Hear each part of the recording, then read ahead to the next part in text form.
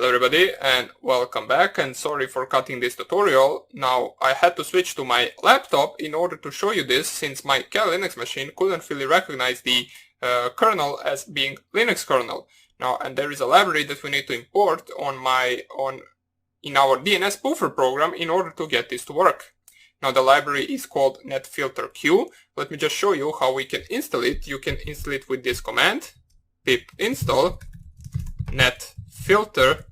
You let this run and it should install the netfilterq library for you. Then we will be able to actually use this program, or basically to run this program once we actually code it. So just let this run. What this will do is it will install the library for you. If you want, you can actually use the Python 3 version as well.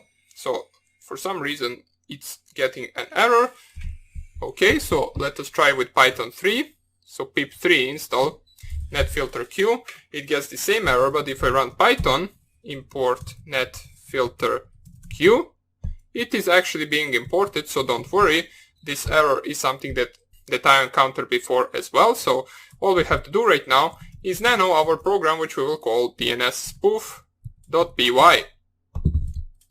Let us start off by actually putting our usual line, which is the hashtag and then exclamation mark / user bin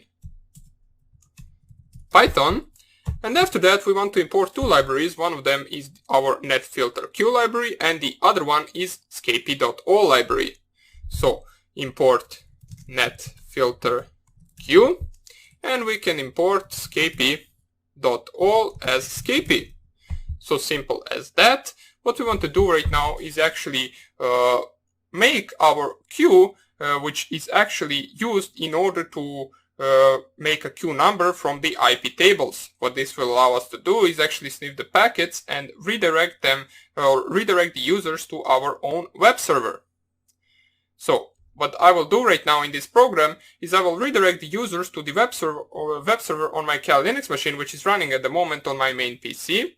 And what I will do is, in my program on my laptop currently, all I will do is specify the IP address of my Kali Linux machine. So don't get confused, I'm using the web server Apache 2 from my Kali Linux machine in order to redirect them to the fake Facebook page that we created previously. So in order to create the queue which I was talking about, you just need to specify this command. You can call it queue equals netfilter, which is the library that we installed, netfilterq.netfilter. And make sure to specify the Q right here capital, since this is a function and it will not recognize it if you put small letters. And all you want to do, since you added the object to this Q variable, you need to bind it. So Q.bind, and in between the brackets you need to specify the Q number, which we will specify to be 0 right now. And what we will do is we will actually process packet. Now the process packet is a function that we will code in order to change our packet and redirect the user. So let us call it process underscore packet, close the brackets, and all you have to do is run the queue. So queue.run and open and close brackets without any parameters based to that. So all we have to do right now is actually code the function itself. We can do that with our def command. So let us make a function def process packet. Once again, make sure you call it the same as you called it in the bind statement right here. And all you want to process is the parameter packet. So we want to actually use the packet and make changes to it in order to perform our task.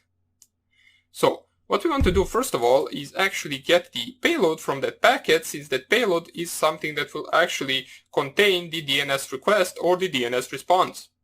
In order to do that, we can use a function called getPayload, which will allow us to get the payload from a certain header that we will specify. So let's call the variable that we want to put the payload to scapy underscore packet. Scapy underscore packet equals scapy.ip, which is the IP header from our packet, which must be there if we are waiting for the actual DNS response and request packets. And all we want to specify between the bracket is the packet that we are using, which is this packet right here, and the function .getPayload, so packet.get underscore payload.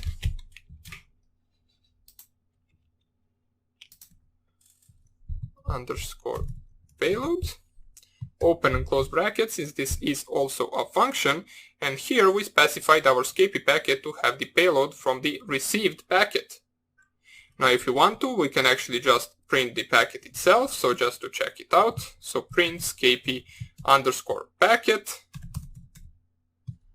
and let us see what will happen. So let us run this, chmod +x dns spoof.py. Let me just enlarge this so you can see a little bit better. Zoom it once again and run the packet itself. Okay, so we ran the program, and if I just go and refresh this Google page right here, nothing happens. But if I go to a certain website, for example, we get nothing printed out yet. Okay, so let us actually get something to print out. Let me just close this right here. Nano the DNS spoof. And let me check this out right here. Okay, so the next thing we want to do is actually check if our packet has a layer for the DNS request or response. So how we can do that? I just noticed that we got disconnected from the internet, and the reason is probably these 3 lines right here. So there is a certain thing that we need to run in order to get this to actually work. That's why we couldn't print any packet. You need to actually create this queue, you need to flush your IP tables, and you need to forward some of this stuff in order for this program to work. But don't worry, we will do all of that later on. For now on, all I want to show you is actually how to create this program, and then we will be running it. So print scapy.packet. What we want to check right now is if this packet has layer DNS, so we can do that with the if our scapy_packet dot has layer, which is a function that we used in the previous video, and the layer that we actually want to get right now is the DNS response. So it is much better to actually intercept the DNS responses than to actually intercept the DNS request. So it was much faster. So what we want to actually get is the DNS response. Now, in order to specify just the DNS response, in the brackets, all you need to type is scapy.dnsrr, which stands for basically response. Now the DNSRQ stands for the request, but make sure to specify in the capitals DNSRR for the actual response. And now we need to type this or to tab this, and in order to get the query name for our actual response or request, we can just put it in a variable. Now the query name is basically something that the user typed in their Google search bar. So let me just show you. If you, for example, go to the Firefox and you just type facebook.com, that will be a query name which will be specified under the queue name in our DNS request.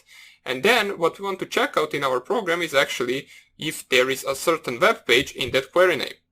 So first of all, let us put it in a variable called queueName equals scapy_packet. So from our Scapy packet, let me just write it correctly. So scapy_packet. From the DNS request, so DNSQR, which basically stands for the DNS request, what we need to get is actually the field queueName. So let us type it like this. If Scapy packet has layer Scapy DNS response, the queueName will be the Scapy_packet from the request queueName. We are looking for this field, so let me just show you. Let me save this and open Scapy for a moment and just type the ls DNS. Let me just see if it is there. Okay, the DNSRR will be the DNS response, and in the DNS request, DNSRQR, we have the query name, and it even gives the example for it to be, for example, via www.example.com. Now right here can be specified any actual website, doesn't have to be this one. So let us go back to our DNS spoofer. We made the query name, and all we want to actually check right now is whether we have the actual name of the website that we want to redirect in this query name. So for example, in this case, what I will do is I will redirect this website right here. Let me just show you in the page so you can actually check the website itself. the website is actually this one.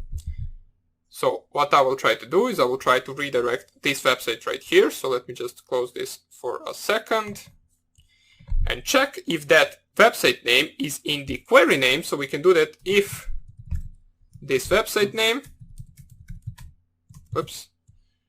is in query name. Now once you test this program, make sure to specify the website that is over HTTP, otherwise this might not work. Or you can specify a website that is HTTPS if you're running the SSL strip and if the website is vulnerable to the SSL strip.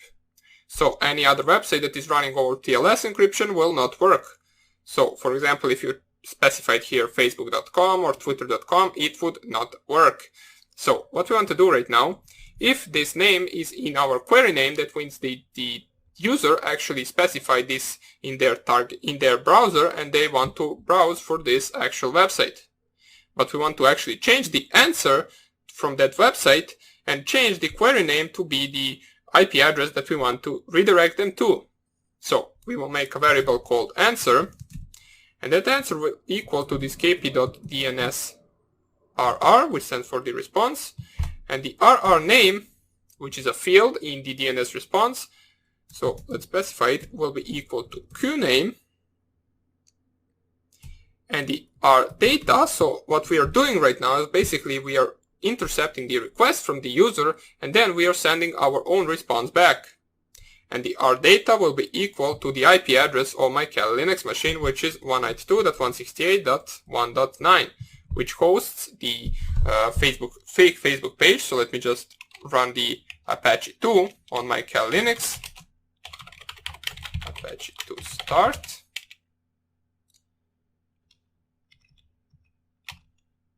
Now once again, in order to start Apache 2, you just need to type service Apache 2 start, and what this will do is it will start the Apache 2 web server for you. So let us go back to our program, since that is something you should already know. And what we want to do right now is actually in the DNS packet change the AN field, which I showed you right here. So if you just type ls-dns, you will have the AN field, which is basically the answer. We want to change it to be the answer that we right now specified or changed. So let us do that.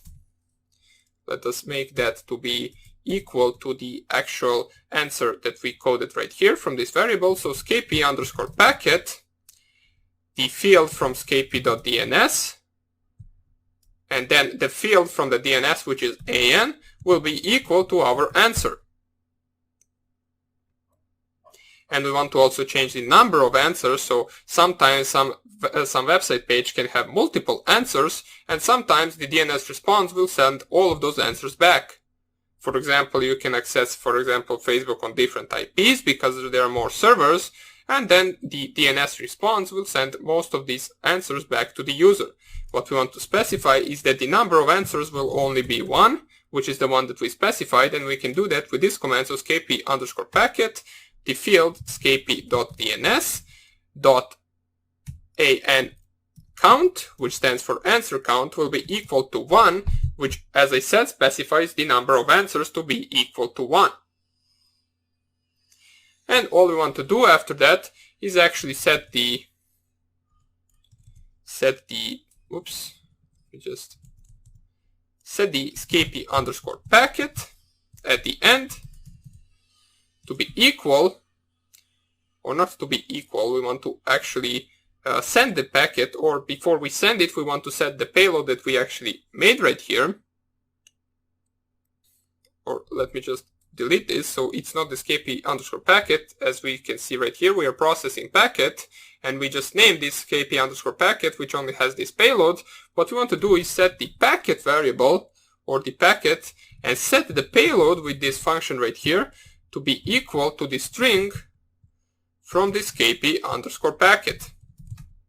So what we did right here, we took a normal raw packet, you took the IP field, we took the gate payload from that IP field, we checked or changed the DNS response, we set back the payload to be our changed DNS response, and what we will do right now is we will actually, let me just go right here, we actually want to send the packet. In order to send it, you just type packet .accept, and what this will do is it will forward the packet that we actually changed in this function. But before we do that, we actually want to change a few more things, since if I show you right here, if we go right here, let me just check this out. Open up my escapee and ls the IP header. You can see that the IP header, which is a must header for the actual DNS request and response, has some fields called length and the checksum. What these fields do is basically they check the length and the size of this packet, and then they send the packet back to the actual user. Now, if the length and the checksum are actually different from the actual packet size, this packet will get dropped and our packets will not work. This is a security measure, so the user can make sure that no one interfered with the actual packet. So the packet will get dropped in case the length is not equal to the length of the actual packet. So what we need to do is actually delete these two fields from the actual packet that we are sending back to the user that we actually changed. But we will do that in the next lecture. For now on, we just change the packet. All we want to do in the next lecture is make a function which will delete unnecessary fields in our escapee_packet. So hope you enjoyed this tutorial, and I hope I see you in the next one, where we will actually test our DNS spoofer and where we will do some of the minor changes to it. Hope you enjoyed it, and I hope I see you in the next tutorial. Bye!